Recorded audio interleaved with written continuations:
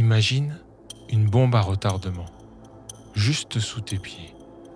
Elle grossit en silence, c'est la dette publique.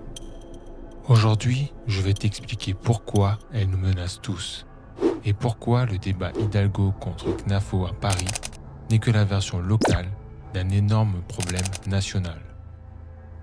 La dette, c'est simplement la différence entre ce que l'État gagne et ce qu'il dépense. Le problème, c'est quand les dépenses dépassent largement les recettes. D'après l'INSEE, la dette publique atteint 3 232 milliards d'euros en 2025. Cette dette augmente de plus de 150 milliards par an.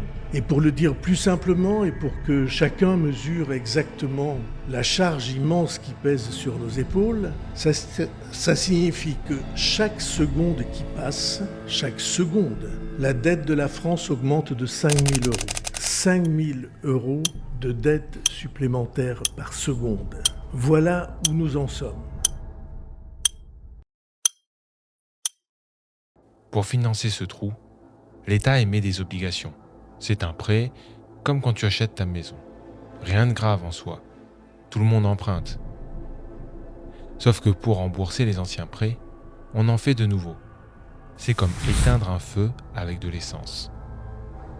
Résultat, rien que les intérêts à payer en 2026, c'est 59 milliards d'euros. Presque autant que tout le budget de l'éducation nationale. On appelle ça la trappe à dette. Et la dette, c'est quoi? C'est de l'impôt différé. On va devoir le payer un jour.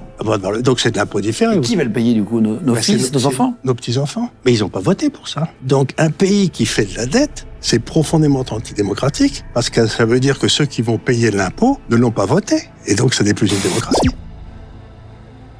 À Paris, c'est le même piège. De plus de 4 milliards en 2014 à 9,3 milliards fin 2024, Hidalgo, avec les notes de frais, de luxe, 84 000 euros sur le Mediapart, est face à Sarah CNAFO, quasiment 10 milliards d'économies sur 10 ans.